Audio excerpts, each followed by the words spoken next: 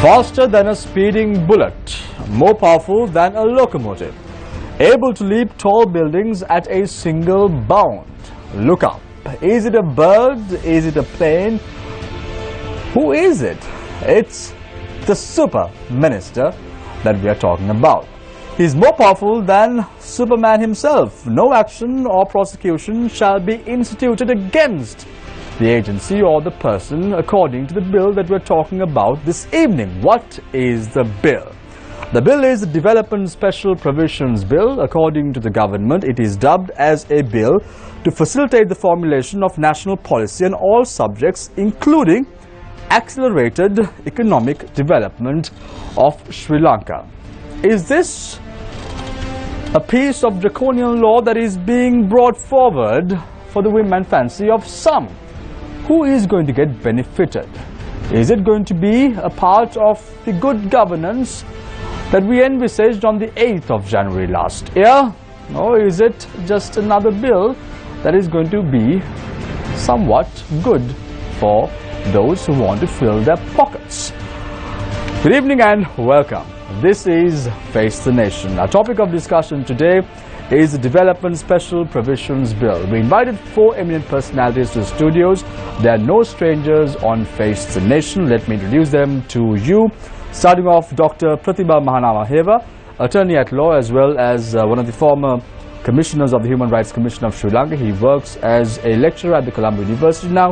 Thank you very much for joining us, Dr. Mahanamaheva. Also joining us this evening is senior attorney at law, Mr. Gominda Ashri. Nice to have you back on board, Mr. Ashri. Thank you. Also joining us this evening is Mr. Krishmal Varanasuriya, who is also an attorney at law and also the Joint Secretary of the People's Intellectual Assembly. Nice to have you on board as well, Mr. Varanasuriya. Thanks. Also joining us this evening is Mr. Chandra Jayaratna, former chairman of the Ceylon Chamber of Commerce, who is joining us this evening as a civil rights activist. Thank you very much for joining us this evening, Mr. Jayaratna. Ms. Jayaratna has been quite vocal about before and after the 8th of January elections. He has been very critical about what has been taking place in Sri Lanka over the last 1.5 years as well. We invited him this evening to shed some light on what he feels this special provisions bill will envisage, and the negatives as well as the positives.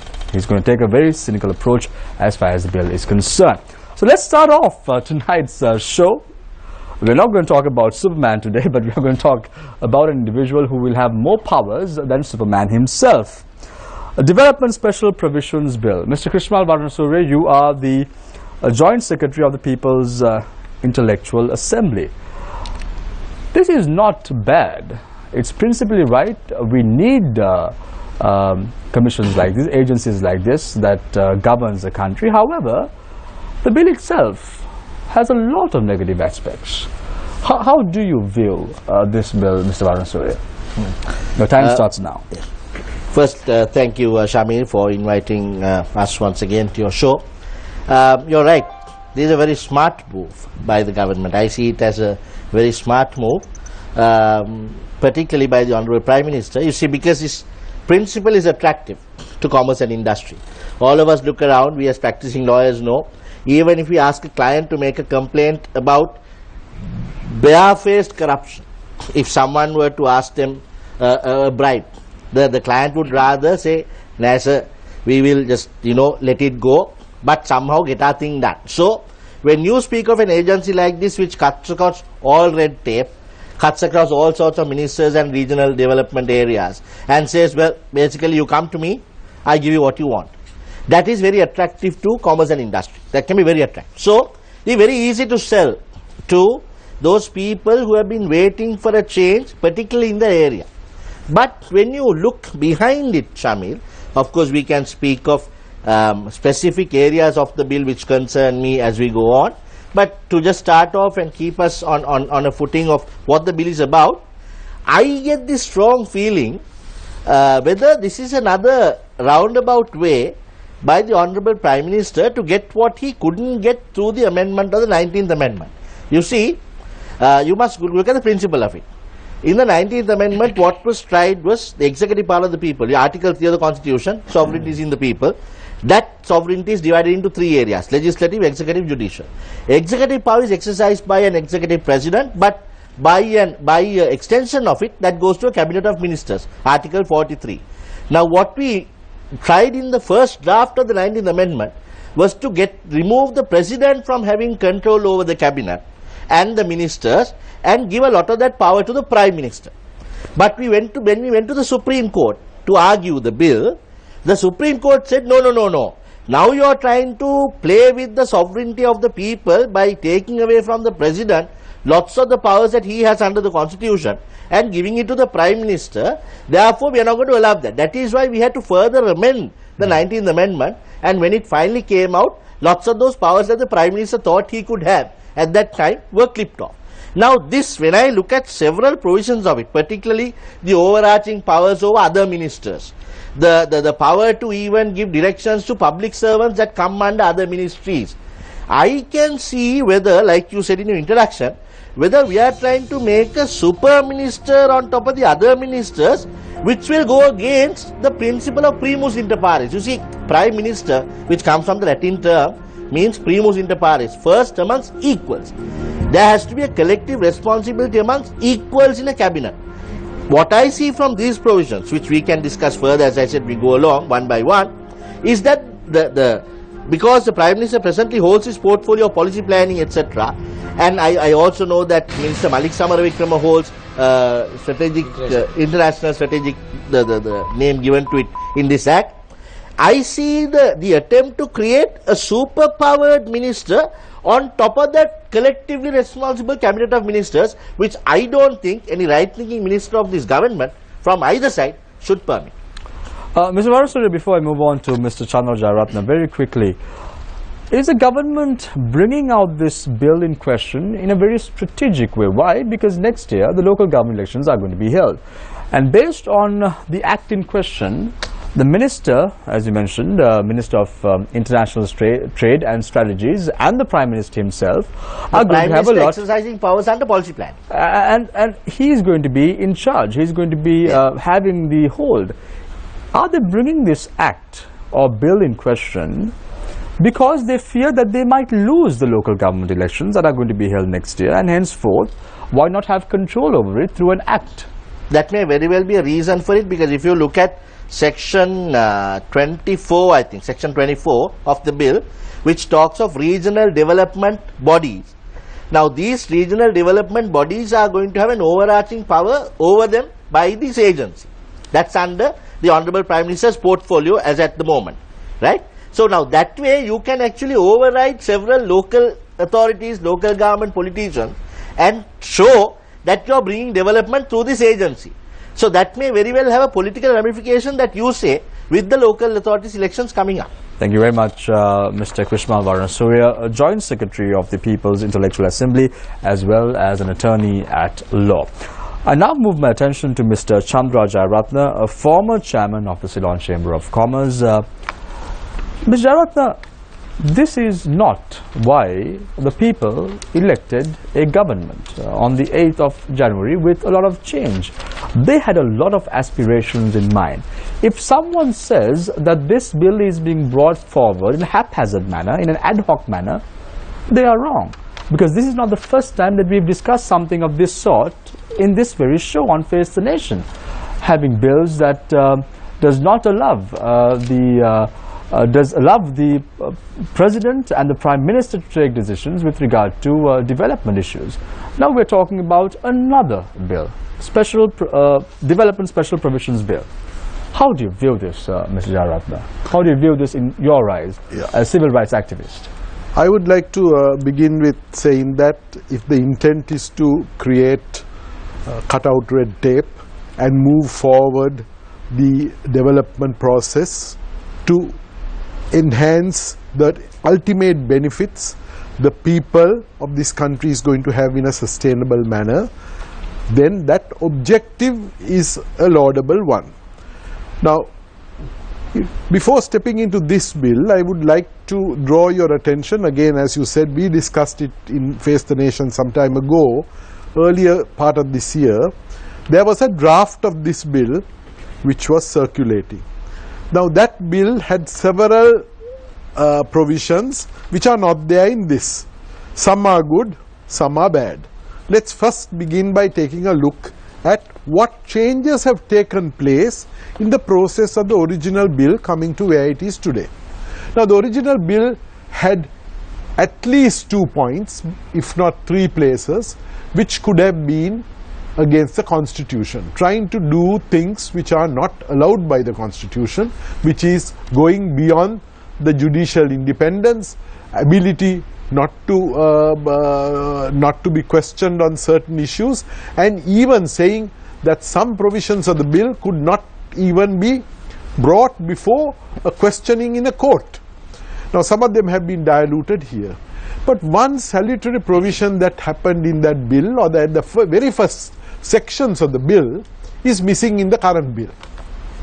That related to the creation of a council of advisors, independent professional advisors who are experts in the field of economics, development, policy, business, exports, all these kinds of people in a council being formed, which is going to be chaired by the President, where the Prime Minister could refer some of his policies to them for independent opinion, and also gave the President a right to refer any matter related to development to this council. Now, this bill has totally left that council out, and the only provision in this bill with a reference which gives the President some power is a provision by which the President can once a year call up a convention of all those parties who are involved and give them a chance to come and meet. Now, that is not going to bring you any. Very quickly, 2 other things. This bill also shows that it is not a practical way of running a business. If Sri Lanka was a business, we won't run it that way. You won't put all the eggs in one basket or give all the powers to one person, because you will lose all the others. The third, very important one, is the fact that how will this sunset clause work? We can come back to it later.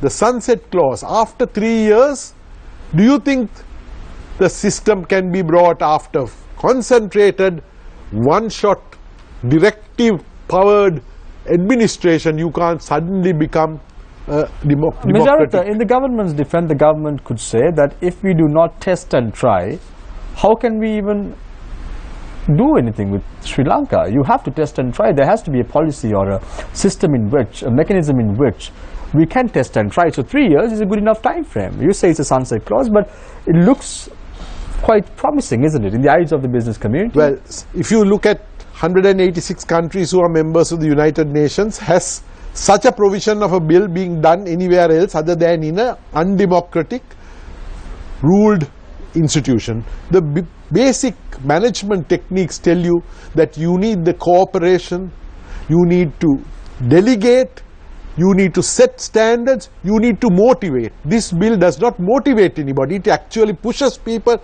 to take directions.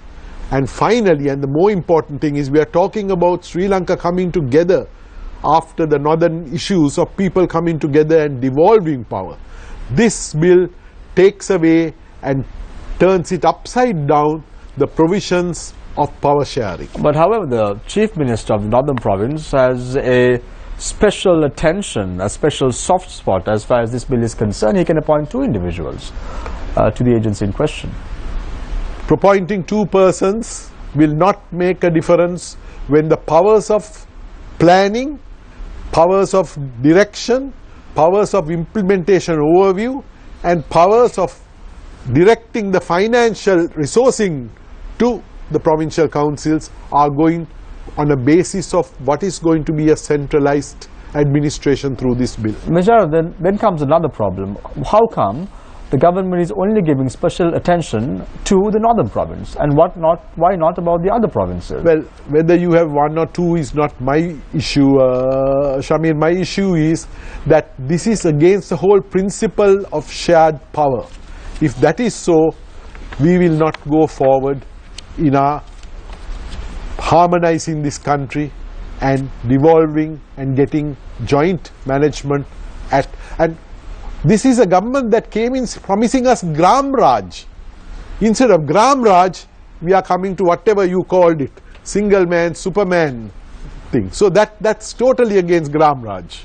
Thank you very much, Mr. Chandraj Ratna, former chairman of the Ceylon Chamber of Commerce. However, before moving to Dr. Pratibha Mahanamheva, Mr. Jayaratna, you were a strong activist as far as the Yahapalne regime, the change was concerned. You were one of the strong activists to change regime prior to the 8th of January polls. Are you happy with how things are moving across over the last 1.5 years? Well, I came here to stick to this particular one, so I will take something from this and say, now this talks about the Prime Minister giving policy statement and it being reflected with the Minister of Finance and ultimately reporting back to Parliament.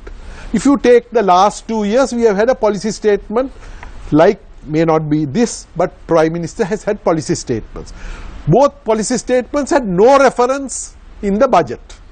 And the budget numbers didn't have any reference to either of those two. And that has happened this time too. If you listen to the speech of Mr. Sumantiran in Parliament, he says what has been given to the parliamentarians itself as the set of budget estimates does not tie up with the budget speech. Thank you very much. Is that good governance and transparency? Thank you very much, Mr. Chandraj Ratna, former chairman of the Ceylon Chamber of Commerce. You may wonder whether the Prime Minister and the Finance Ministers are from the same party. Yes, of course, they are from the National Party. So let's move on with our discussion today on the Development Special Provisions Bill. Let's focus our attention on Dr. Pratibha Mahanamheva, attorney at law and also one of the former commissioners of the Human Rights Commission of Sri Lanka, as well as now a lecturer at the Colombo University. Dr. Mahanamheva, around 2 years ago, we saw a bill being brought to Parliament, the Divinaguma bill, and everyone in the opposition, now in government, the UNP, criticized this bill in question and said that the government is bringing this forward because they want to control the government and the spending of respective ministries as well as local government bodies. However, the bill was enacted. The Development Special Provisions Bill, is it another Divinaguma Bill Act? What is this? Shamin, I think this bill may convert the Superman to a Batman. Why I call Superman to a Batman? Can fly anywhere, anytime and grab the powers. So that's why my interpretation to this bill. Now, the so-called Divinaguma bill, you know ultimately what happened, even in Supreme Court. It was inactive. Now the issue is not that, Shamin. 2 years gone. 2 years complete in January 8th. What we have achieved, whatever the slogans which were given in election manifestos and in other different documents, has not become a reality. So the government, now what they try, for the next 3 years, even we get all the powers into a one bill, one agency, one council and try to use it. So is that the good governance? Because they rule the country, good governance for 2 years, maybe next 3 years you can't run like that.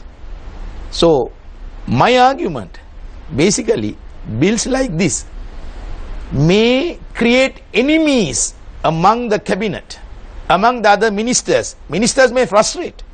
If you want to introduce a bill, the consensual agreement is much needed.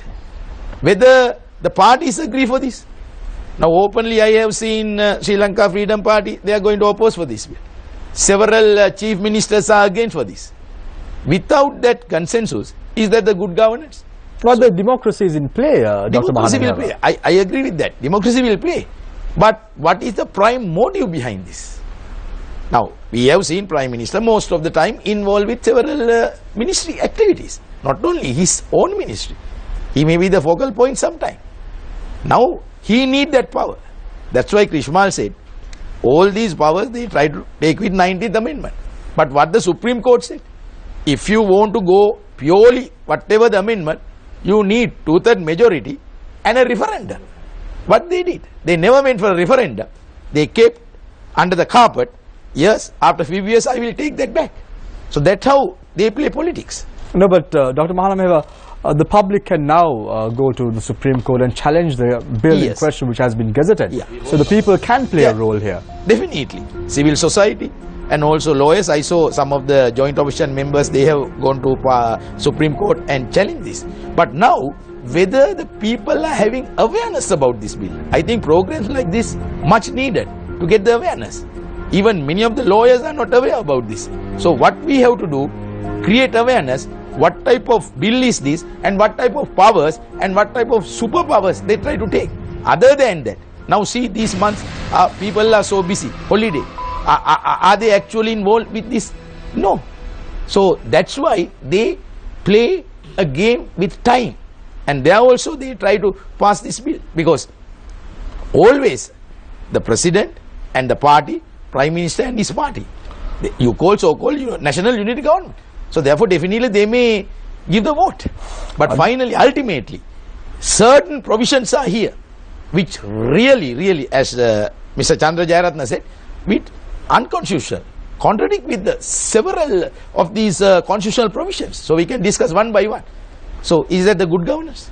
That's the only question. Dr. Mahanamheva, you made reference in your opening remarks saying that this is not making a Superman but making a Batman. Have you watched Batman, Dr. Mahanamheva? I have seen the conflict between Superman and Batman.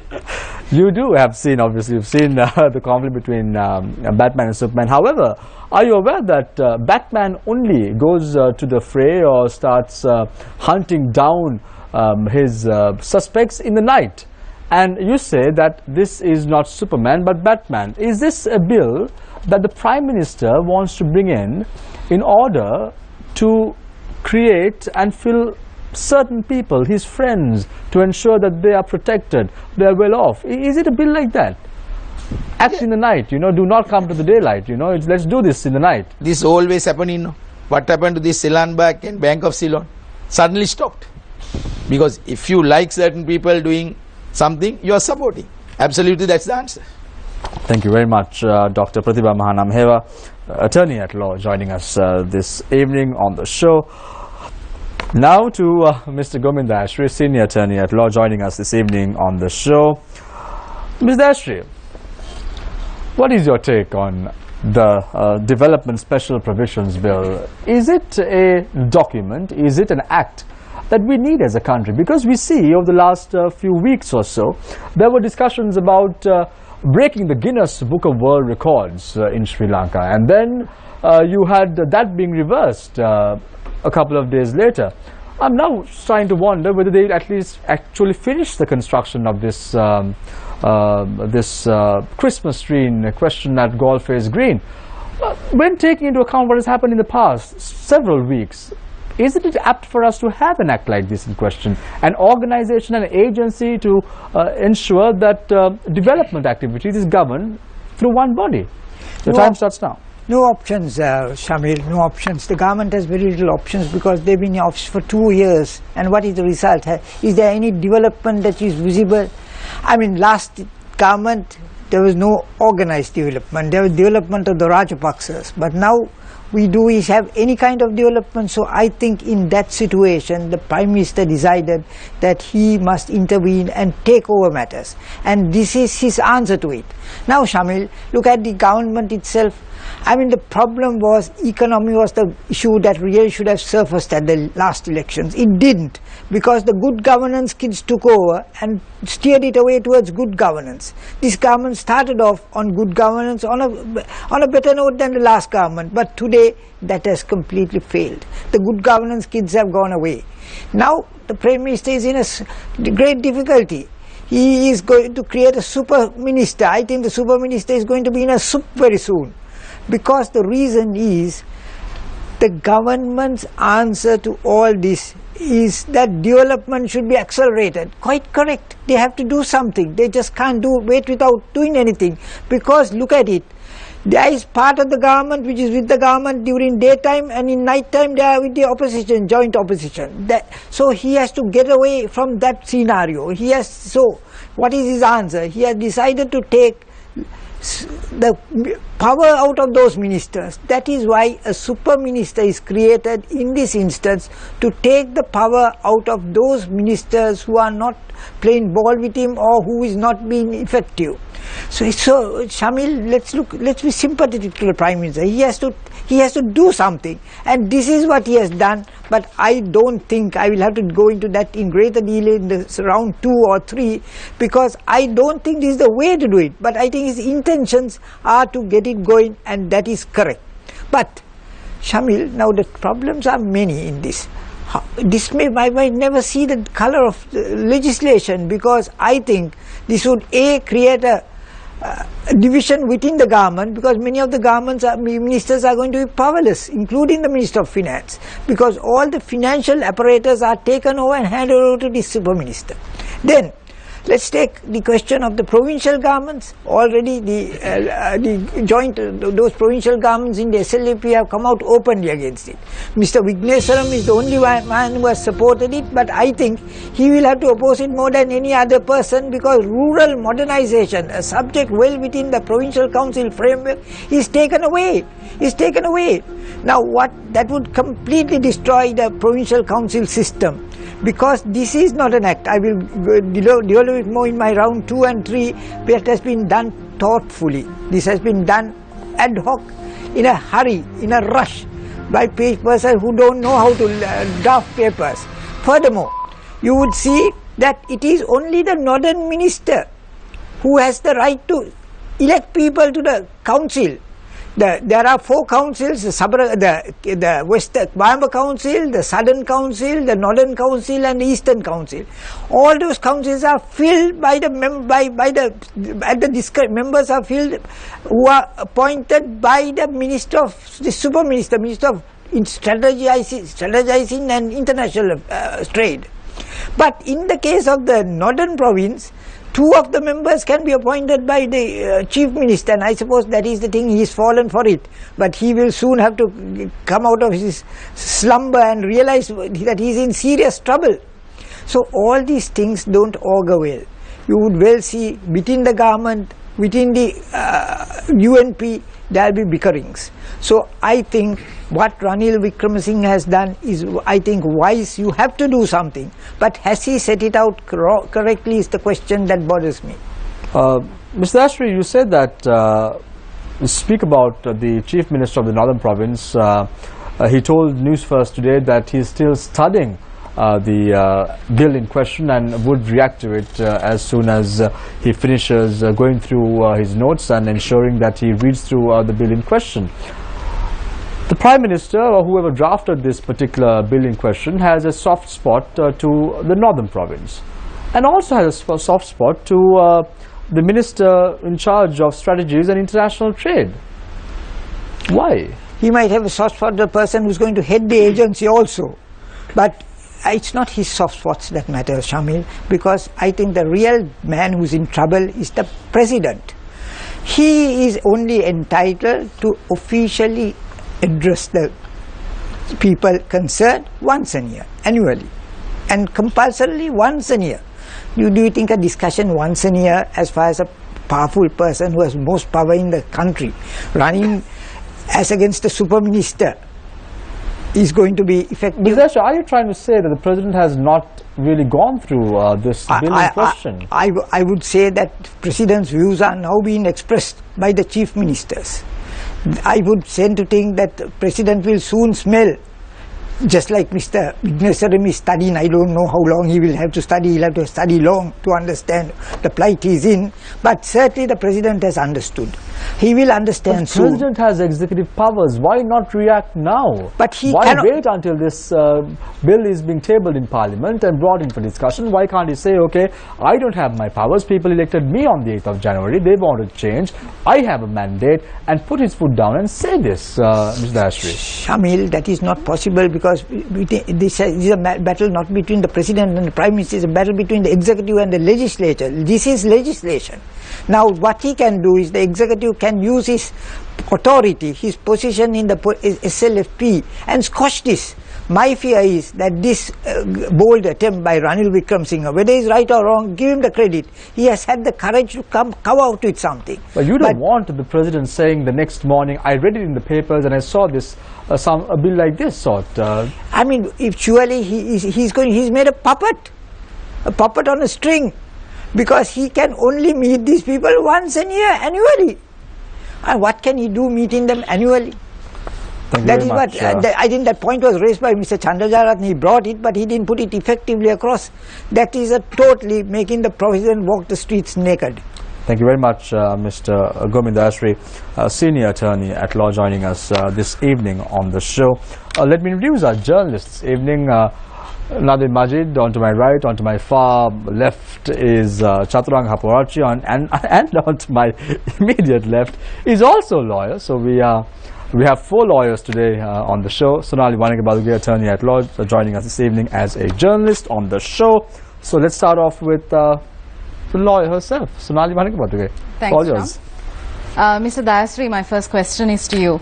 At a time when the executive president's powers are being curtailed by virtue of the 19th Amendment, the Development Special Provisions Bill proposes to prevent any civil or criminal action from being taken against any board or agency established under this document. For the benefit of our viewers watching us from home, let me very briefly read through Section 51 of the proposed bill. No action or prosecution shall be instituted against the agency, board or other institution for any act which is done in good faith or purported to be done by such agency, board or other institution under this act, or any member, officer, servant or agent of such agency, board or other institution for any act which is done or purported to be done by him in good faith under this act or in the direction of such agency, board or other institution as the case may be. Mr. Dayasri, this is dangerous prima facie. I mean, on the face of it itself, it's pretty apparent that it's rather dangerous. It goes against the concepts of the Constitution itself.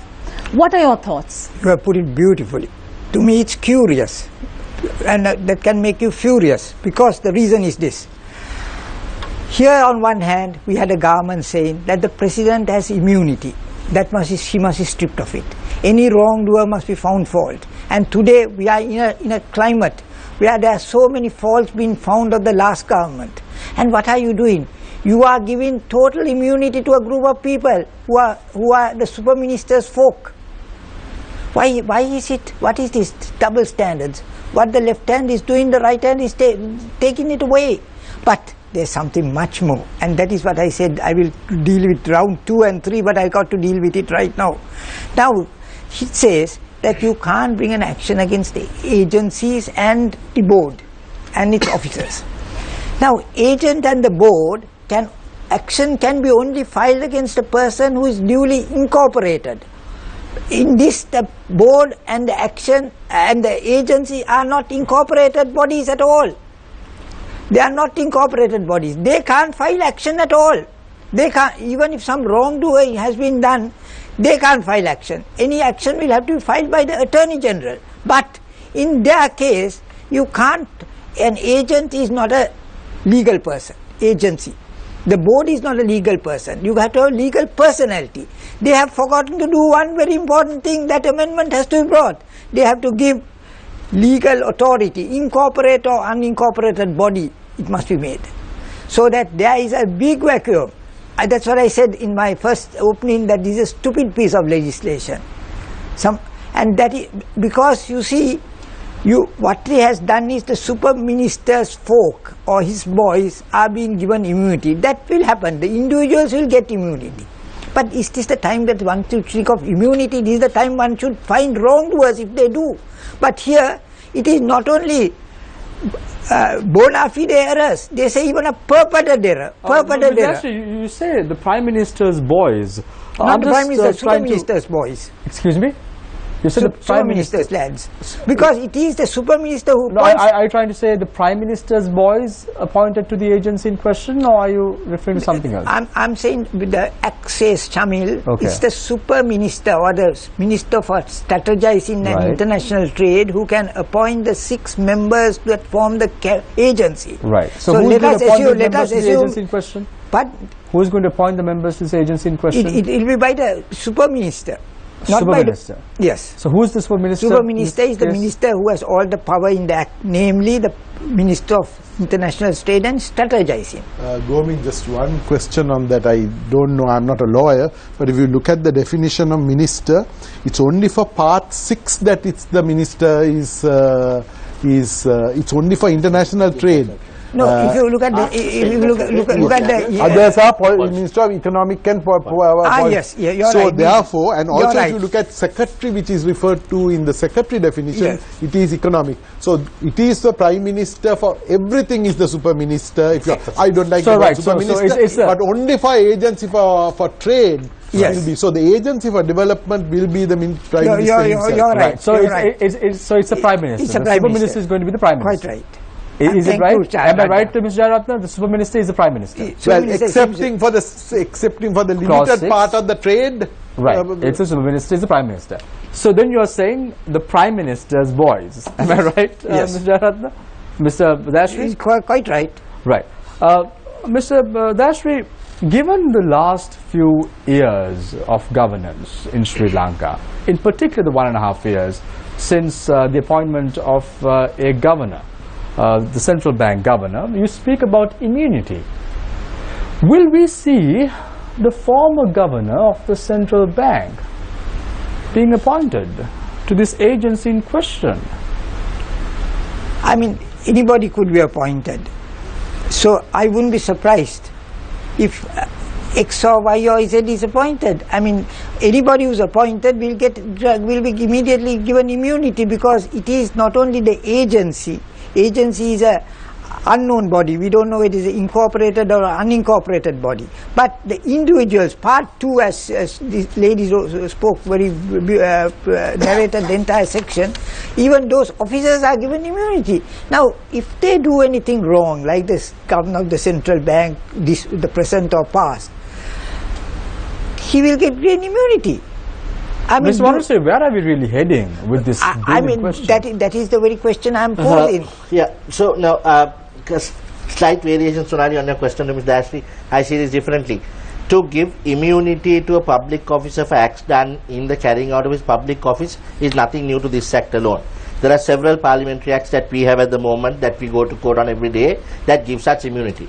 That's just across the board. But the question here is whether that bona fide carrying out of the duty, you see, it's not for every act, it's qualified. So you have to be bona fide had carried out such duty. So if you can prove in a court of law that you had not been bona fide, for example, you have victimized someone, you have violated someone, that's one thing. So you can still go to a normal court. Also, we have interpreted over the reflection of time that this sort of ouster clauses don't apply to constitutional remedies like fundamental rights applications or writ applications. So even if this public officer were to act unlawfully, we can still take them to court. So this sort of ouster clauses Parliament has tried ever since public law was implemented in England during the time of the kings to try and keep law courts out of looking at public officers' duties. But that has not succeeded. We are living in the 21st century. We have, can I please finish? So we have a system where our superior courts, the constitutional remedies, FR, writ jurisdiction can look at actions of the officers. So you're trying to say that worried about this. So you're saying the Constitution reigns supreme over this acting question, is that? Absolutely. Constitution is supreme law of the land, and these whatever immunity that the Honourable Prime Minister wishes to give to his, as you very eloquently put it, to his boys, will not be applicable where writ jurisdiction or FR is concerned anyway. So this immunity is out of the window. Sorry, Mr. Dash, you were that. Yeah. Krishmal, normally you use the word any act done by a part, but here you got very important difference. Good 51, faith is no? done or purported to be done. Yeah, so Now, Never have you ever seen an act? These are new one. These are new. New one. That is the matters that are within or without the necessary jurisdiction. Yeah. If they do, It's a bit more that technical is for you to explain that that is says intravirus and ultravirus. So So there was an old law that says if someone, a public official, were to do an act which is lawful for him to do, but he unknowingly did something No, but wrong. my question is very simple to you. Very simple to you. But that's too technical. No, very simple to you, Mr. Varanasuri. I'm posing this question to you again. Now, based on this bill, there is a provision. 53 says that.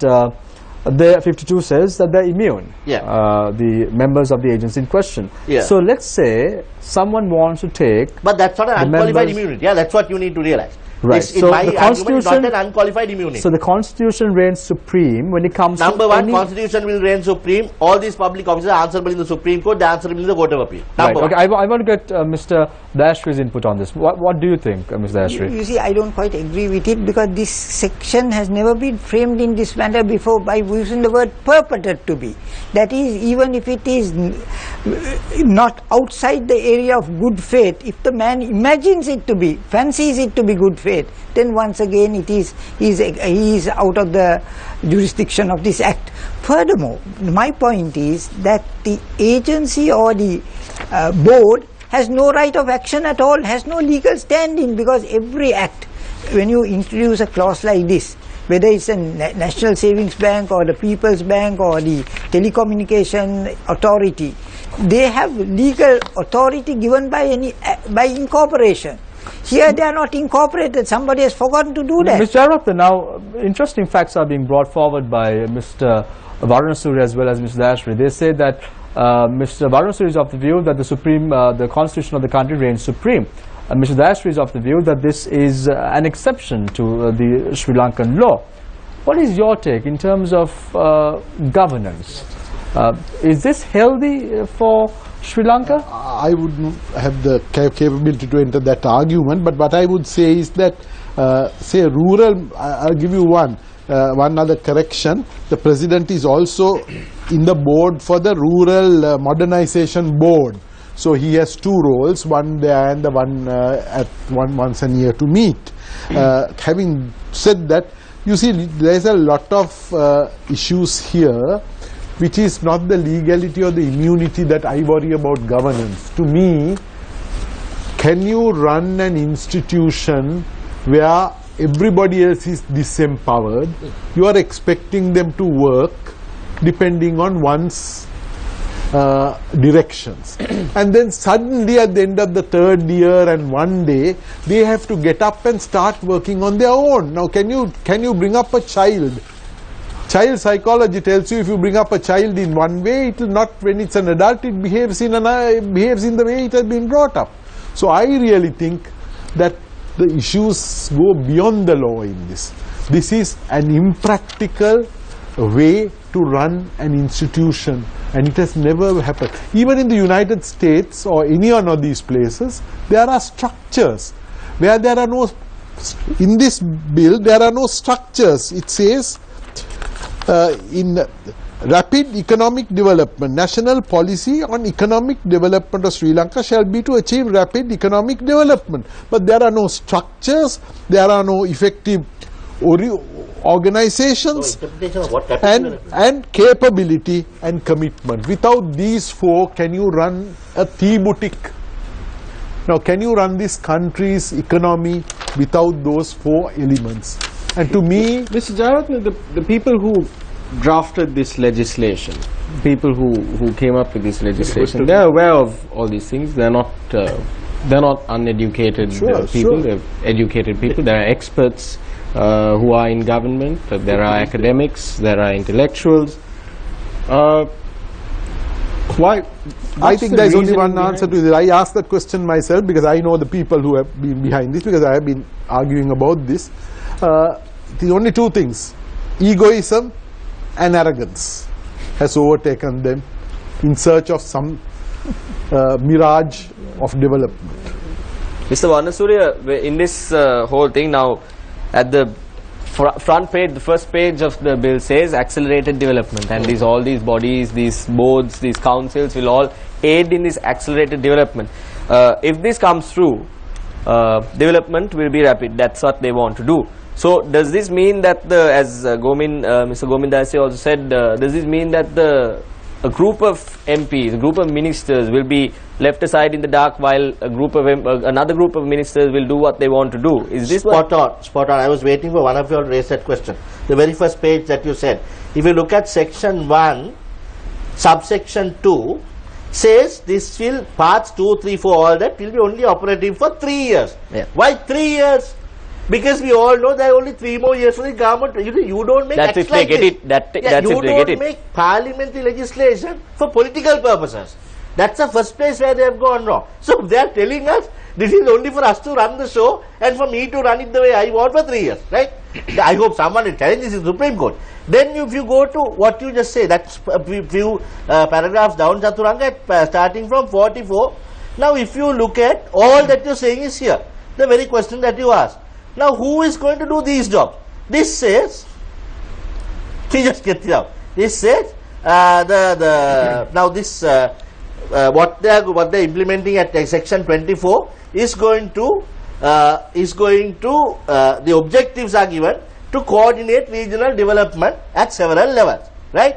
Then at section 41, they start giving out certain laws that they are going to override. Now, we have already certain laws like the UDA Act, the Water Supply Act, the Mahavali Act. Now, they are referring to them by name. And they are saying that you can make regulations under this act, and those regulations by this agency will stop those other acts from functioning. So, what is the Mahavali minister going to do then? Now, he has to listen to this agency. Okay, so you have now made plans for me, so I am now going to sit and go in my 500,000 rupee car and then just do nothing. Then what is the water supply minister going to do? What is the UDA minister going to do? All of them will have to listen to this Superman and say, okay, then we will still get the 500,000 perks, but not do anything. Is that the operation of sovereignty? Absolutely not. Someone should strike this down. I don't think it should go to the Supreme Court, but people should strike it. Mr. Varnasurya, the government could argue that there was a manifesto that they put forward ahead of the general election, and in order to achieve the promises that they made in this manifesto, they need to have this agency. Put the system right.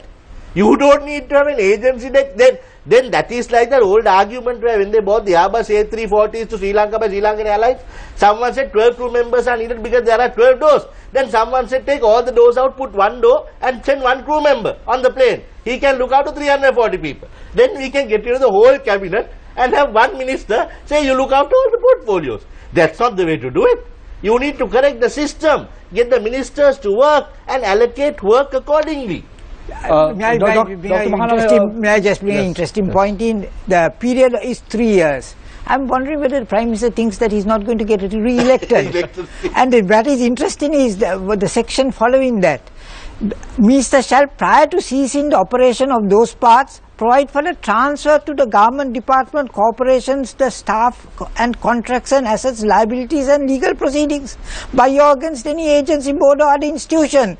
So, I mean, all those things are going to be transferred back to the institutions. I mean, this is a joke. These are crazy. But the Prime Minister must be thinking big. He must be thinking next time he's going to contest for the presidency, and then he might probably want that. That's an idea. Can I pose a question to Mr. Manameva? Yes, please. Mr. Manameva, now an interesting point is that you don't pump petrol into your car and think of a destination. You don't drive until your fuel is done. You think of a destination and then do it.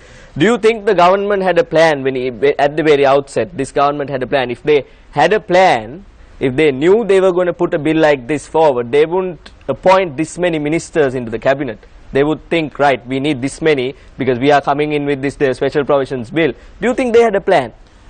My opinion is a little bit different. Actually, they didn't have much plan because when this movement came up, they had only a plan for 30 ministries. No? Thereafter, they put the close national government and expand because they want to be in power. Now, President and Prime Minister had seen several ministries are there, work not done, as earlier said. So, therefore, I should take the power to my hand and run the show. So that's why ultimately the Prime Minister has taken the stick in his hand and come up with a bill.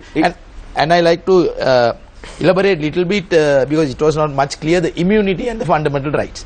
Now basically it was said the immunity is there. Krishmal said yes, breach of fundamental rights you can, yes. Now for example, if you take chapter 3, of the constitution, article 12.1 violates, even there is a immunity, if it is a executive or legislation action, if by fundamental right violation, definitely we can go to Supreme Court Human Rights Commission. So that even exclusion clauses are there, but they are not limiting by fundamental right which are guaranteed and enshrined in our constitution. So anyone has that authority and they can exercise it. Mr. Jayaratna, is the Prime Minister looking forward to becoming the benevolent dictator Lee Kuan Yew? Is he trying to make this another Singapore? Because we saw that Singapore also had a similar structure when it came to the development agency. Is this what's happening? Well, even if it is so, you will, benevolent dictators like the one you referred to, establish structures, organizations, capable people with commitment. Now, do you think anybody will join this place who, knowing that in 3 years they might be transferred to work in the, I mean, whatever their position, they might be sent to Jaffna to be a provincial secretary or something. I mean, is there any motivation for anybody to come here and work? So what you're saying is, leaving aside the legal aspects, it's impractical. I really think it's impractical. If anybody has run a company or even a small enterprise, you know that you need people's commitment, management, setting people targets and achieving them and not giving them directions. You can't give everybody directions all the time. And I can't see how ministers and provincial authorities can function within such a structure. So I think this is going to be disastrous politically to those who are in power. Mr. Varnasurya, what? May I just say Sorry, the Singapore argument, I think we should be very careful when we run that Singapore argument, because that's what this government uses all the time, saying how it's done in Singapore and all that. We must be very careful to know whether there was something like this done in Singapore before we also go and advocate and say, well, this was done in Singapore, is this what they're doing in Sri Lanka? No one has done a research on it. So before we tell it to the public, we must make sure whether this sort of monstrous agency was created in Singapore. Mr. You know, Ashraf. when you have a 3-year duration, Shamil, it takes 1 year to take off and 1 year to wind up. So where are we? This is the trouble when you have this kind of short duration takeoffs. I think still this is not passed in Parliament. So therefore debates and also fundamental right applications are there. I think this will delay. But how did it pass the cabinet, sir? That's my point. This could not have come in with the cabinet. Second, is this bill cutting across finance and provincials will require all the provincial councils to give consent. So do they think that every provincial council will consent to this when their powers are being taken? Yeah, chief ministers openly somebody must be arrogant and egoistic to think that this will pass. This will take long time, Shamil. The issue is this, as Mr. Jayaratna said, definitely all the chief ministers are now showing their, Shamil, different my fear is that this is a bill that will destroy and bring the government to an end, because this bill and the constitution amendments are opportunities that the opposition is waiting to exploit. Because, Shamil, what is dangerous is this government cannot fall, because this parliament has to elect from the existing members another government. So they might well appoint Mr. Mahinda Rajapaksa. It is possible, because if you look at the strength of the government and opposition, they are very close. And if you buy a few MPs, which are also maybe possible, a government can change, which is against the will of the people, because that is why it is important. That is why when the 19th Amendment was passed, it should have been that particular section, Article 70, should not have been allowed to stand. What they should have done is, the democracy requires, when a government is brought down by a vote of no confidence, or a budget is broken, is not passed, or a bill is not passed, there must be elections. This deprives the people of electing people. The government will continue in different forms with the same parliamentarians. However, Dr. Mahanameva, you're of the view that if the Gazette bill in question is before public for review, then we'd have the best bill in play, or are you of the opinion that this bill should not be brought at all to the table? Should not brought at all, because the ministries, they have their mandate. The existing ministries, they can work whatever the mandate they have. Why you need another bill? Introducing such a bill, what will happen? definitely disagreements between the government and provincial councils. We saw something very similar taking place, Dr. Mahana Mehra, with the previous regime. Ministers said that only a few of the Rajapaksa family were governing the country, in particular the former Minister of Economic Development. Would we see something like this happening as well? Disagreements within the same ranks, disagreements within the same party, disagreements within the government itself? I think the same experience they are going to face. Very soon they will see it. Most of those are favourable for this bill with the Prime Minister. They will go along. And as Mr. Dayasiri said, definitely there may be certain dissatisfaction parties. They may once again bring the former leader to power. So that's the final thing we can see from this bill. A former leader to power, Mr. Jayaratna, is that an option on the table? Well, I would leave it to these politicians with accountability to do anything at the end. I really don't think that they owe anything to the people who elected them. So anything is possible. Mr. now comes the question. Now everyone is questioning about the conduct of this government in question. Now there is a problem. The problem is, who really appointed this government to power? Well, the people did. The people did. We did. And we are very sorry that we did that. And I'm publicly saying that. But you know, Shamil, you must understand, maybe the appointment of the Prime Minister at the time, January 8, 2015 was wrong. But remember, he got elected thereafter at the general election. That is a proper election. But now the problem is this. When this now let me talk about the judiciary. When the bill came before the 19th Amendment came, it was argued strenuously, including me, because I was the main petitioner in that case and also counsel for the said petitioner. I argued tremendously that franchise is being affected by the restriction of the right to vote at the time that a government fell by a vote of no confidence or by a budget being defeated or a bill being defeated. Now what is strange is, when a submission is made, a substantial submission not only by me but by most counsel, the court must either accept it or reject it, given reasons. They didn't say a word about it. They didn't say a word about it. They couldn't answer it properly. They just ignored it, and that became law. I mean, even the most goofiest response would have been acceptable because there's a response. Now, my fear is these kind of things can still go to the courts and the courts can stay mum. That is a fear that I exercise. Thank you very much, Ms. Dayasiri. That raises another question. Is the judiciary independent? All this and more after this short commercial break. Stay connected, stay with Face the Nation. We are talking about not Batman, not Superman. We're talking about Super Minister who has powers to override any decision. All this and more after this short commercial break. Stay connected. This is Face the Nation. Welcome back. This is Face the Nation. Our topic of discussion today is the Development Special Provisions Bill. I moved my attention on the third round to Mr. Chandra Jayaratna, former chairman of the Ceylon Chamber of Commerce. Mr. Jayaratna, you have represented an organization that accounts for many private institutes in the country, many private organizations in the country. As the former chairman of the Ceylon Chamber of Commerce, what is your view of the appointment of this agency in question? Why am I asking this question from you is the fact that you have the Board of Investments, headed by a man who the Prime Minister does not like. Then you have the Export Development Board as well.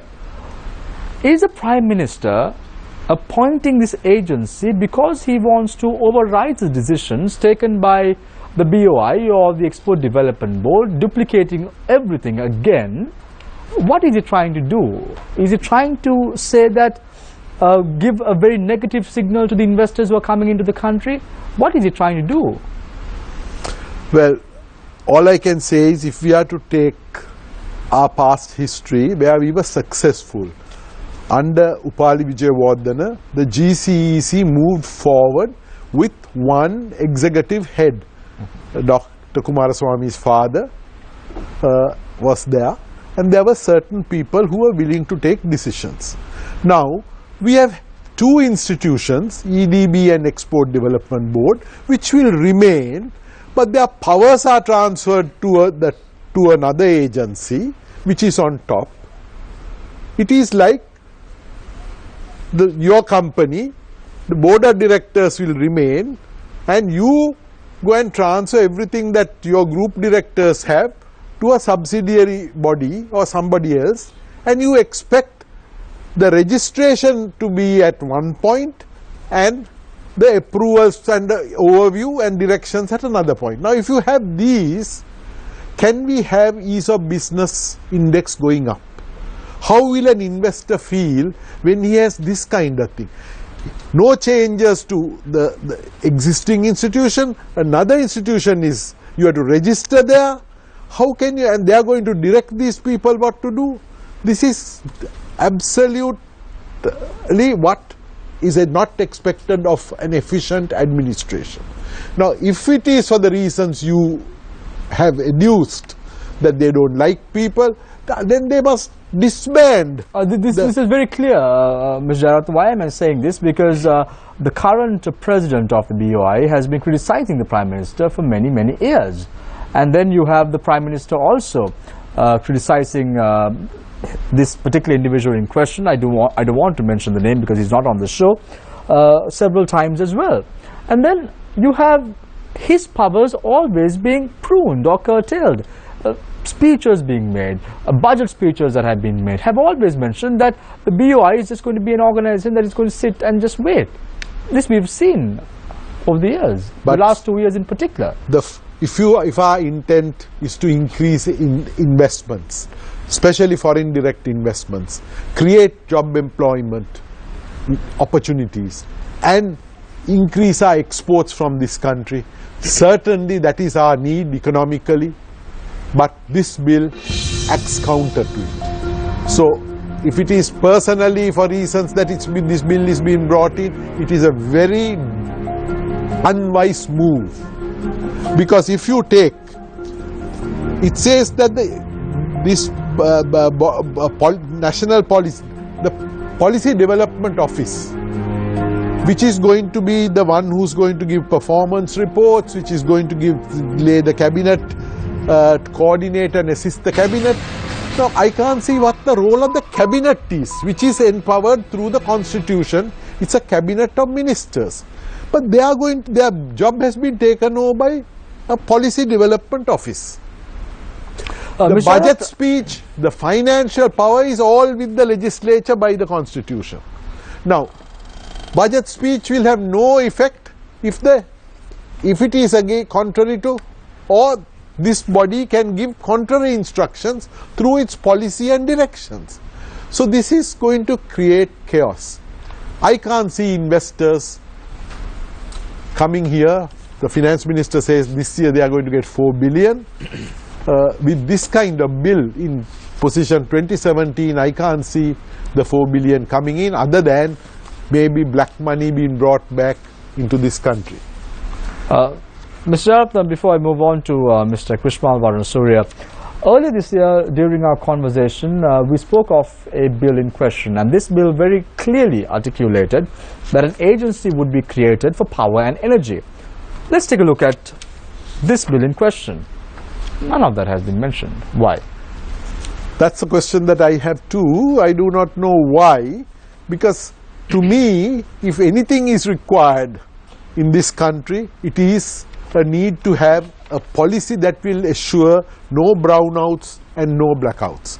If we are having a power crisis, no investor will come into this country. To me, balancing the power, having hydropower as only a resource to fall back on with LNG, coal or whatever things sufficient to meet all our power needs being there is an essential feature. Now I can't understand why that section that was there has been taken out. Maybe that is the hidden part of it. They don't want to bring it out into this to show that that is being done, but through some means I'm sure they will control the electricity and the power sector. Thank you very much, Mr. Chandra Jayaratna, former chairman of the Ceylon Chamber of Commerce. Let's move our attention to Mr. Krishmal Varanasuriya. Joint Secretary of the People's Intellectual Assembly as well as Attorney at Law. Mr. Varunsurya, this bill in question got the nod of the Cabinet. The Cabinet is headed by the President. And in the Cabinet you have the Minister of Local Government and Provincial Councils as well. Did they not oppose?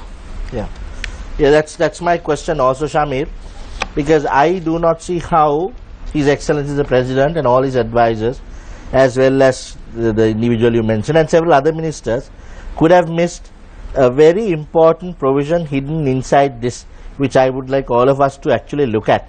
It's hidden inside, I say, because it's not very prominent. 17(5) subsection A. What are we doing with this? The agency shall have the power to register investors who seek to invest in any venture undertaken within an economic development area. Now these economic development areas are created by this agency under other provisions of this Act. What is this trying to do? In my opinion, Shamir, this is creating that gentleman that you referred to in the previous regime, who all of us said were 20% and 10% and 40%. What the previous regime had unlawfully, which was a person who could control what investment took place where and told this minister, that minister and everyone to fall in line and make sure that things were done. We are now trying to do it lawfully. We are going to put all that power that the Mr. 20% or Mr. 30% had unlawfully earlier, de facto, de jure, by law in this Act. Why do I say that? No sooner you register these people, any investment in one of these areas, what do you get the right to do? You get the right to tell the Mahavali minister, okay, now your Act doesn't supersede my law. When I tell you to do something, you do it. You get the right to tell the urban development minister, hey, your laws are not effective. This man, my investor has come here, he wants this done, you do this. Lawfully, one minister is going to have the power to do all that. Now, are we as a country going to sit back and allow this? Because if you look at the objectives then, at section 15, the several Roman subsections, it is very wide. Stimulate, expand developing economies, strengthening the base of Sri Lanka, modernizing the economy, enhancing the competitiveness, preventing collusion amongst market players. So then pray tell me what all the other agencies in this country are going to be doing then. If one minister is going to be doing all of this, what are all the other authorities that we have enacted by Acts of Parliament going to be doing? So I don't see, Shamir, going back to your earlier question, how is Excellency the President? As you correctly said, this would have come through the Cabinet. If not itself, it's unlawful because it would have not been discussed at the Cabinet, and I don't think how it would have seen the light of day. So I do not know what the, I don't know, 150, 200, how many, I don't know how many cabinet we have now. It was supposed to be 30 when we drafted the 19th Amendment, but after that they went into some collusive government and there is collusion and there are so many ministers. Now even the fellows who are not ministers have 500,000 allowances. So all of them, the more we are together, the merrier will be, seems to be the song that's sung in Parliament these days. Leaving that aside, I don't see how this came through the hundreds of cabinet ministers to see the light of day. What were they? Now, today we saw on your news and several other news channels, so on the ministers saying, we are not going to approve this, we are going to vote against this in Parliament. But he is a member of the cabinet. But yes, I know, and also the ministers that were on the news today saying that we are not going to allow this to come through Parliament, they would have been at these cabinet meetings. That's right. What were they doing allowing this to go through? So we as the people need to seriously question, who are the fellows that we have sent to govern us? Thank you very much, Mr. Varunsurya. But before I move on to Mr. Dayasri, Mr. Varunsurya, Minister of Home Affairs Vajra Abewardena, speaking at an event in Gaul today, had said that the government requires special powers to develop the country, and that is why they intend to bring the Special Provisions Bill. Yeah, I saw that news item, and it was in response to that the other ministers said they are not going to allow this. But I would like to tell the Honourable Minister who made that statement, if we want to give anyone special powers, we don't need to have a democratic way of governance where we elect you and send there.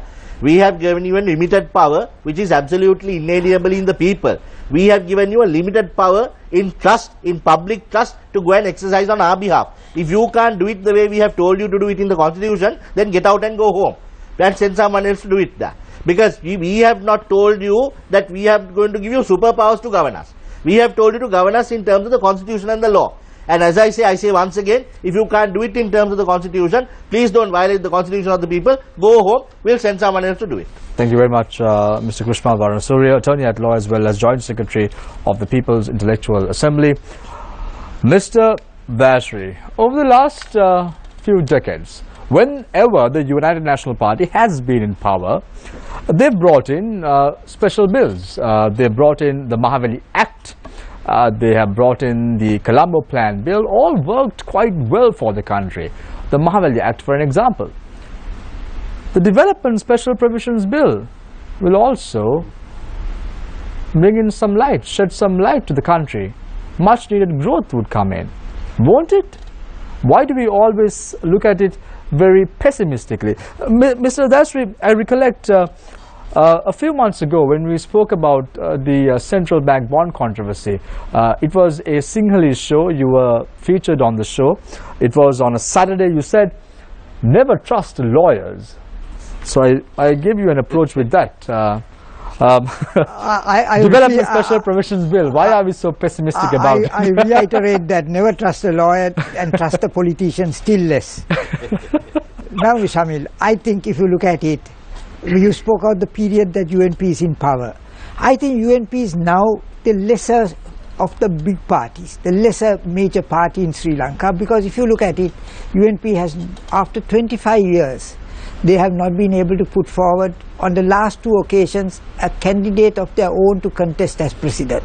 They had to fly with a SLFP candidate on a good governance ticket and win this time, and the Prime Minister was appointed. His first appointment, I say, was an irregular appointment. So don't say that the UNP is a strong party.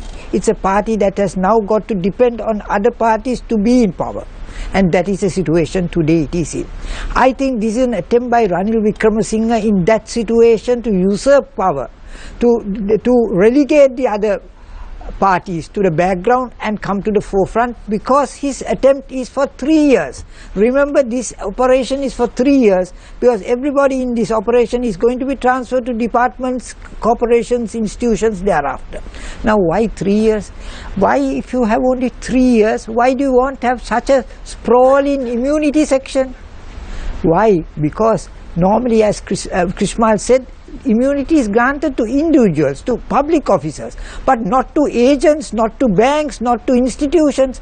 But here, the agent who is supposed to handle all this power is also going to be given immunity, but not an incorporated body. He can't sue anybody. He can't, in fact, the action can't be filed against him except by name, because there's no named agency, just the word agency.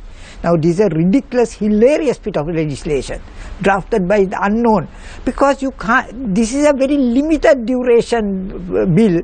You will not see the significance of it, because it will take an year in gestation, it will take an year in conception, it will take an year in dissolution. So where's the 3 years will pass? And we will be spending large sums of money. Do you really think so, Mr. Dayasri? You had the governor of the central bank being appointed, and then you had this malpractice of increasing the bond transaction from 1 billion to 10 billion without the knowledge of the other primary dealers, and then they did it overnight. So it won't take that much of time. True, Shamil, but what has come? We came here, we spoke, we shouted ourselves hoarse, and what has happened? It's absolutely nothing's happening. Why? Because there's bipartisanship. This government and the last government are acting together. There's the last governor is under Mr. Cabral is under questioning.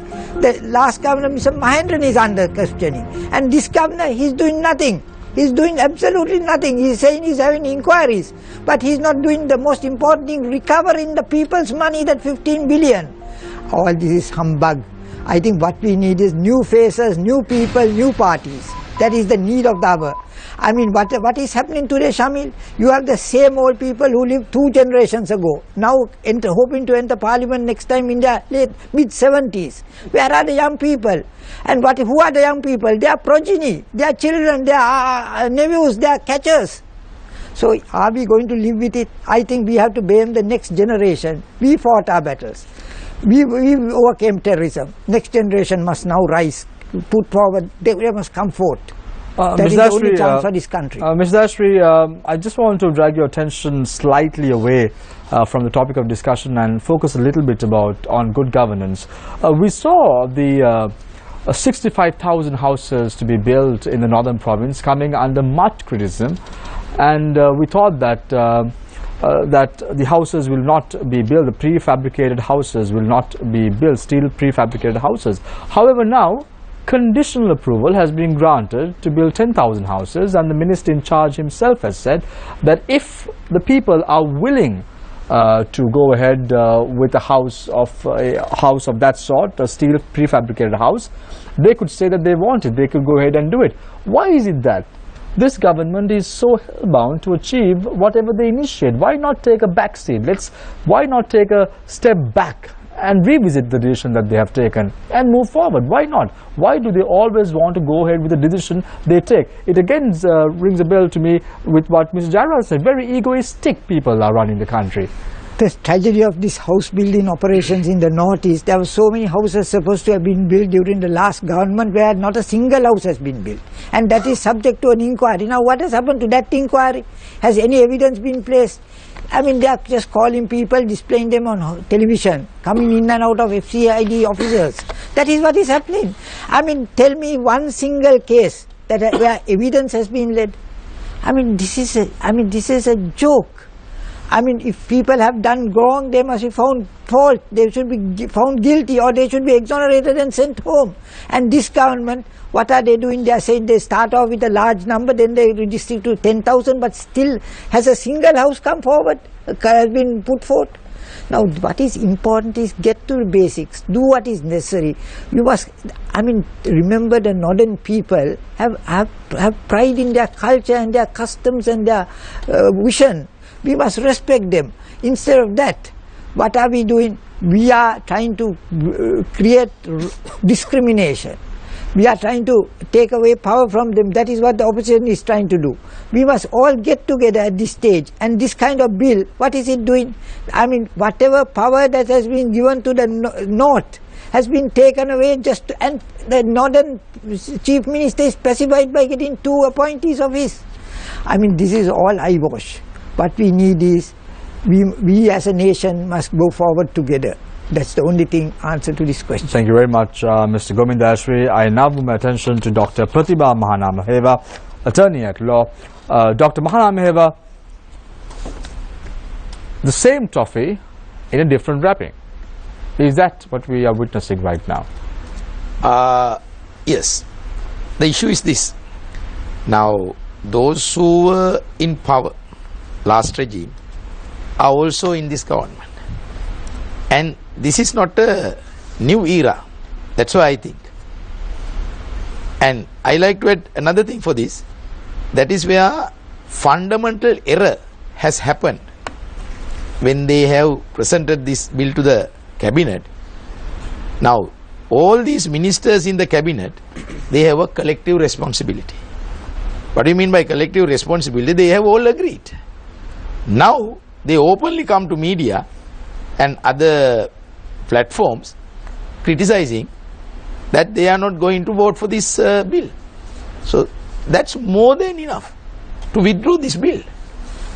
If they act collectively in the cabinet, on what base they are criticizing this?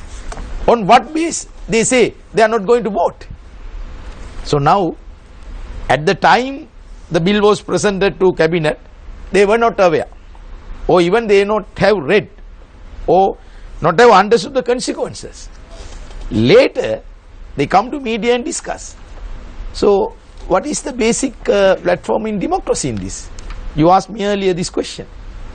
So, this fundamental error can itself be enough to, even to change certain clauses, or even to withdraw this, as well as the time period, which is 3 years. For what purpose? And what is the basic plan they have made? Nothing there. Just to get power. Or even without this bill, most of the time we have seen Prime Minister, how he tried to control the other ministers. Even certain ministers say certain questions are asked from other ministers, but who answer those questions? So imagine, this is the scenario and this is the reality. So that's why you ask the same topic in different wrappings. So earlier they tried, that's why Krishmal also explained, which came in a legal or unethical way. Now they are going to legalize it. And also look here, lot of investors may have given their consent to come to Sri Lanka, but they may have seen a lot of barriers they have to go through. For a shortcut only, they try to introduce this bill. Or even Prime Minister and the other ministers say January 3rd, Volkswagen company coming for an investment. I don't know whether they have really got through that or not. So in future they may expect many things. President and Prime Minister openly requested from foreigners to come and invest, even from Malaysia. But whether the Prime Minister and the President had a clear agreement for setting up this council, even the President had the idea, whether only sitting for annual meetings. So this is the basic issue. But Dr. Mahanameheva, it was very clearly stated that the economy of the country would be governed or taken care by the Prime Minister. So now you start thinking whether the Prime Minister is doing the right thing. No, you can't say basically that unity government means not the Prime Minister. No. Two parties are there. How can you say the power given to the Prime Minister? No. When that's the biggest weakness I have seen in the national government. Then what Prime Minister can do, take the UNP government or run the country. Or President must allow the Prime Minister to run the country with his own policies. So one side you see leftist policies are there, and the other side you see different capitalist policies. How can you run? That's the biggest conflict we see today. Thank you very much, Dr. Pratibha Mahanameheva. I open the floor for questions from our journalists. Let's start off with Chaturanga. Question to Mr. Varnasuriya, the second round. Now, we spoke about the ministers who will be rendered powerless if this comes true. But there are a group who will definitely be powerful through this as well. We saw yesterday a certain powerful minister of the government coming forward and say, well, wouldn't you like it if the ministers become powerful? You, in your earlier round, said we elected these people to the government. We put them there. Do you think this is what they should say? This is what we should expect from them? Absolutely not. You see, you don't, that's a concept, Chaturanga, which we have got wrong in Sri Lanka, particularly over the last few years. You don't come to power, you come to govern. Follow. Sinhala baleta neme enne seveka to govern in the manner provided for by law. Our country is a constitutional democracy. It's governed by a constitution. That is why we have a classic separation of powers, where the three institutions, the judiciary, the parliament and the executive, are in par with one another, neither superior or inferior to one another, whereas on top of this all is the constitution. Now, if anyone comes out and says that we need power, then they need to figure out what they are doing in that office in the first place. Now, your question on some people becoming less powerful than the others, look at section 53 of this bill. Minister, other than the purposes of part 6 I'll come to later, shall mean the minister in charge of national policy and economic affairs. Who is that at the moment? Honorable the Prime Minister is the minister in charge of this. Then part 6, who is in charge of the part 6? The minister means minister in charge of strategy and international trade. Who is that? The Honorable Minister at the moment is Malik Samaravikrama. Now, are we then going to create the Honorable Prime Minister and the Honorable Minister of International Trade more powerful, more superior than you all in your introduction said Superman or Batman, and then thereby override the constitutional provisions that vest power in them? You follow? Executive power of the people. That's why in our 19th Amendment, all our judgments, Supreme Court, Justice Araksila says, constitutional power of the people, judicial power of the people, legislative power of the people, executive power of the people. The operative words being of the people, of the people, of the people, used in these three sections. That means that the power lies in us throughout, inalienably. Now, if we have given that power for some, these fellows that we pay a salary to, give them a vehicle to go and, because unlike the old Athens and Sparta days, we don't have the time to go and govern all by all ourselves. We have jobs to do. We have to, do other things. So we pay a salary, give them a vehicle, and let them sit there and do this job for us. Basically, they are our servants, right? Now, are we then going to make our servants more powerful than those of us who have given them the power? That's a question that this country must answer, and we need to rise up and answer that. Mr. Jayaratna, 2 years since the government came into power, last year we saw a major bond transaction going wrong. Again we saw a major bond transaction going wrong. Then we saw ministers demanding for higher salaries. Then we saw ministers demanding for higher benefits. Then we saw investors being turned around, like in the Ceylon Bank case. What is going on? With your permission, Chaturang, can I pose that question to Dr. Mahana Meheva? Sure. Yes, Dr. And then Mahaneva. we can go to... Yes, yes. Dr. Mahaneva, what is going on in the country? You see a lot of corruption activities taking place. The bond transaction took place initially, as Chaturanga did mention, and today a transaction being reversed. Why didn't the Prime Minister do this when the initial bond transaction took place? Why not reverse it then? Anything with the consent of the Prime Minister is okay. Now this Ceylon Bank case, with the news I have, Prime Minister was not aware. And also this Ceylon Bank case, which really, who were the brokers, were not lined with the former brokers. So former brokers were also trying to take this, but it never happened. The earlier one, the bond case as we talk about, Prime Minister actually knew it, and also Perpetual Trust and the former central bank governor. That was really line up with the Prime Minister's consent. But the second one, he was not aware. That's why he stopped. So once again, what I like to say, the same toffee in different traffic. Mr. Jayaratna? I'll get to Mr. Jayaratna in a bit. I'll answer that question with, now that you raised it, I'll answer it with this. I'll show what's happening. If you take this bill that we have, Section 17 talks about the agency may demarcate such area, that the areas for economic development, they are going to demarcate them. Enterprise seeking to carry on any commercial activity in any economic area shall register itself and obtain the agency a certificate.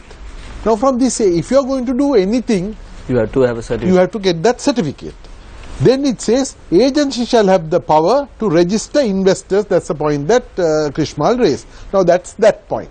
Now these agencies which are working with Export Development Board or the things comes under the following section, where it says that the powers of the Board of Investment and the powers of the Export Development Board are now vested in the agency. But these agents, these original agencies are still there and doing something. Now agency for development having taken these powers, there is another provision in a different page 21, the agency may delegate its powers to any economic development area. Now what's this nonsense? They are taking from one to the top and the top is giving it to somebody else, right? And the third element is the functions conferred and assigned to Export Development Board and BOI on functions itself are transferred there. I mean, all this is showing the answers to some of the questions you were trying. This is bad governance or trying to create something non-transparent. All this shows that there will be no transparency in the transactions. One particular person or persons will control the entire economic activities, what is evident. Now, in that context, I'd like to give one more item that was in the previous act which is not there in this act. Earlier Act said, if at any stage the the Agency for Development finds that one of its activities are being blocked by any ministry or any provincial council. Now, you remember provincial councils, they can go to the appeal court and get the appeal court to give a ruling in their favor. Once the appeal court gives a ruling, there shall be no further action upon it. Now, again overriding the Supreme Court's powers. Now, thankfully, some of those have gone. I mean, as far as I'm concerned, there is watering down at one end, but at the other end, there is some terrible thing behind this. I do not know what the terrible intent is. The original intent of economic development, rapid transformation of this country for the benefit of the people has got fully diluted by what has... Mr. Jayaratne, just a continuation of the question, how do you reconcile between the concepts of, on the one hand, Section 24 of the bill talks about regional development boards. How do you reconcile that concept with that the provincial councils, that of power sharing, devolution of power, the 13th Amendment to the Constitution? We're talking of unifying a nation that has been battered and bruised by decades of civil war.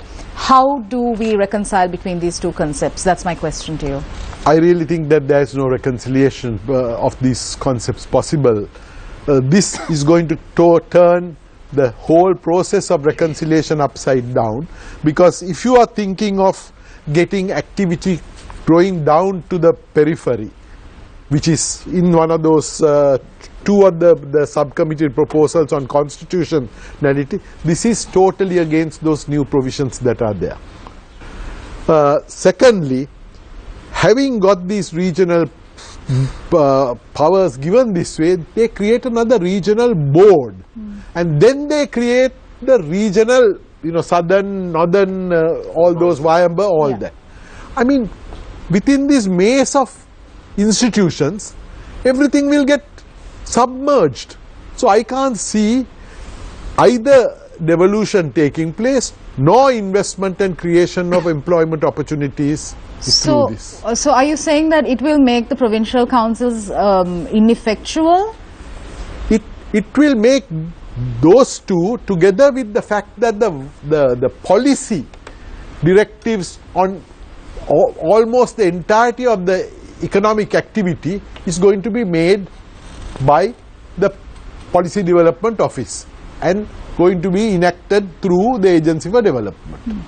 So once the policy of what's going to work at the grassroots are going to be developed by them, and you are setting up boards which are conflicting and with the powers of the provincial council, certainly there will be conflict.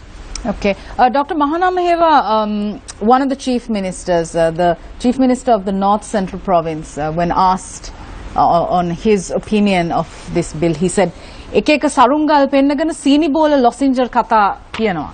So do you agree with this statement? Is this what the bill is purporting to do?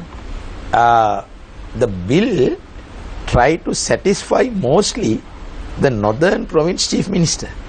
That's why these two slots were given. But still they are having a real issue, because the Northern Provincial Council, Chief Minister and others, they try to take direct investment from many other countries to the Northern Province. Now, once you set up this agency and the council, it must be come through definitely with this agency. That's why they say autonomy as well as Northern Provincial Council Chief Minister fighting for one thing, to get all these funds, all these investment directly to the Northern Provincial Council. But this bill has blocked. That's why he say these kites and these type of toffees. Now, this statement was made by the Chief Minister of the North Central Province. Yeah. Now, let's talk about the provincial councils as a unit. Yeah. Now, the Northern Provincial Council as well as North Central Provincial Council, they have certain issues. What are the issues? Whatever the decisions they take, whatever the investment they want to come for those provinces, may not be a reality with this bill. That's why they say it. Now, earlier I responded for the Northern Provincial Council Chief Minister because their intention also totally different. So you asked the question in Northern Central Provincial Council statement, but I responded to earlier one also. Mr. Gomin Dayasri, the fourth pillar of government is media. We're talking on behalf of the general public. There's no information being disseminated on with regard to the sweeping unprecedented power that is being envisaged by this bill. So the general public at large doesn't have any idea of the impact, the scope, the contents of the bill. So on the one hand we have the fundamental right to information that is being provided to us, to each of us, and on the other hand we have this. How do he reconcile between the two? You see, this particular act has come as a surprise. I think very few people know. Even the intellectual community is not aware of it.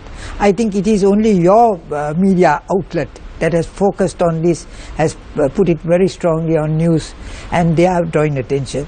This is a bill that is having far-reaching impact. My gut feeling is, madam, this is a bill that has been brought by the Prime Minister for a reason that he has been hampered by his own team, by his own part of his cabinet consisting of the SLFP. He wants to negative them. And this is his system of negativing them. This is his system of taking control, which he couldn't as long as the president is there. He was never elected, he never contested for presidency. He contested, he came through the back door to become Prime Minister and then got him installed as Prime Minister. He is having number of complexes. He has number of problems. He is trying to overcome this by this legislation, by bringing his people into the forefront, keeping it within that realm, and trying to oust those who are, in his opinion, not accelerating economy fast enough. Right then, gentlemen, we will close the fourth round as well, and then we move into a short commercial break.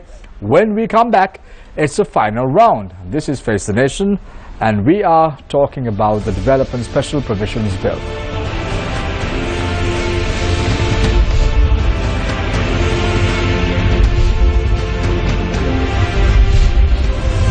Welcome back.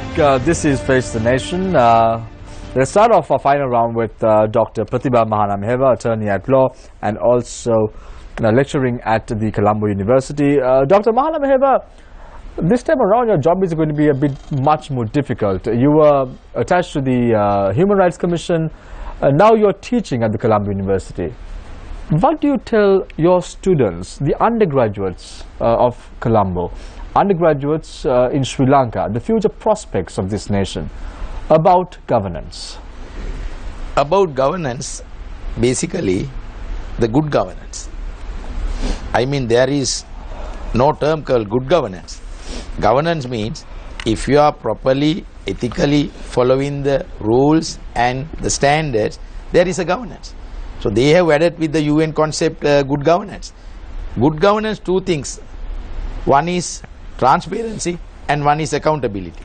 But when we apply those theories to the present government, maybe they face a lot of difficulties running with these theories. So that's why they try to patch up with several other concepts.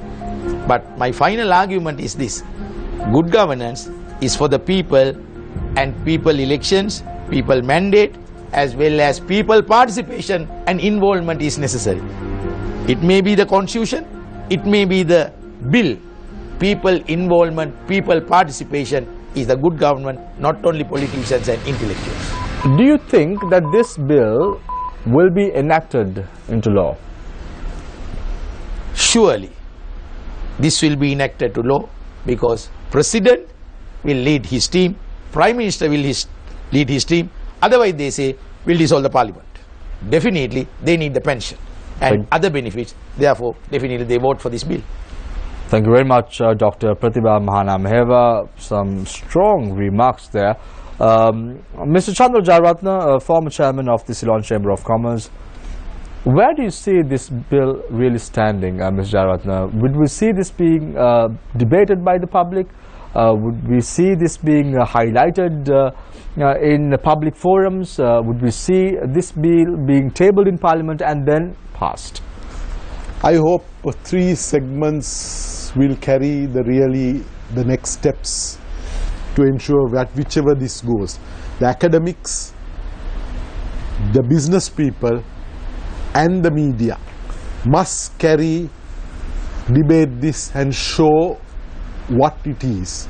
And after that is shown, if people realize 3 things: what they were promised in the original manifesto going down to Gram Rajya, policy devolution, social market economy, is now gone the other way around to an apex driven administration. And others in politics realize that there will be no democratic politics in this, through this bill. And finally, when you realize that there will be confusion, waste, corruption under this bill, I think the day people all realize, I hope they will withdraw this bill rather than take it forward. Thank you very much, Mr. Chandra Jayaratne, former chairman of the Ceylon Chamber of Commerce. His thoughts are that this bill should be withdrawn and it should be definitely relooked at by the government. Mr. Gomindashri, you started off saying that the bill is good. You're now standing where? You think the bill is good, bad, or must we wait and see what the parliamentarians have to say and then take a decision? I think my stand has been very close to the stand you've been taking, Shamil. To me, what is important is, I said right at the beginning, I'm going to look at the backdrop of this bill and say that the Prime Minister has to do something. But I've also said that the Prime Minister has done it all wrong. This bill will never get enacted. Because the Constitution is drafted in such a way today, even if this bill crashes, the parliamentarians are secure. They have their 4 years and 6 months guaranteed period in office. So this bill will crash because this will be the beginning of a rift within the government. This will be the opportunity for the opposition MPs who are trying to regain positions, who lost last elections but are still parliamentarians, to come back into the forefront as heroes before the eyes of the public by opposing the government. I think Ranil Wickremesinghe has made the way to his own death trap, because he has very craftily put 3 years, knowing the period of this government and giving those of his boys and lads a period of immunity for those 3 years and sending them back to public service government officers, kacharis and institutions. So this bill, I can assure you, will not be enacted, but will be the beginning of the end of a government. Thank you very much, Mr. Gomindashri. The Prime Minister has to do something, but he's doing it all wrong. Mr. Kushman Warasuriya, what must the Prime Minister really do to put everything back in order? How can he do it right? Shamir, on the 8th of January 2015, the people of this country made a historic change. Lots of people struggled to make that change, and one of the dreams were that we will have better investment, better development, and certainly what is thought out by this bill was one of the expectations of those people who formed a new government. We wanted better circulation of money and better commerce industry. But this is not the right way of going about it. The people that made that change did not wish to create a super powerful minister or two over and above the sovereign power that the people vested in their government. So now I call upon His Excellency the President, upon whom the people, lots of people, place their trust. I call upon members of this government, upon whom in August thereafter people kept some trust. And I call upon what you call this unity, joint opposition, upon whom also people have kept some trust. Are you, who exercise the sovereign power of the people, going to allow a super minister to be created over and above that power that sent you to Parliament in the first place? I leave the question up to the people to look, watch and observe which people are going to allow this to happen. Thank you very much, Mr. Krishmal Varasuriya, for your thoughts as well. Thank you very much, Dr. Pratibha Mahanami, for joining us this evening. Senior Attorney at Law, Mr. Govind Dayasri, and Mr. Krishmal Varasuriya, who is also Attorney at Law, as well as Joint Secretary of the People's Intellectual Assembly. Didn't see you active this month, Mr. Varasuriya. Taking a break? Lots of our colleagues have gone abroad for vacation, Shami. So I also thought I'll remain quiet this month until you all call me today. Remaining quiet, and will we see something next month? Early January, will you watch. Mr. Chandra Jayaratna, thank you very much for joining us this evening. As always, he's the former chairman of the Ceylon Chamber of Commerce. Thank you very much, Nadeem. Thank you very much, Chaturanga. Thank you very much, Attorney at Law Sonali Wanage for joining us this evening.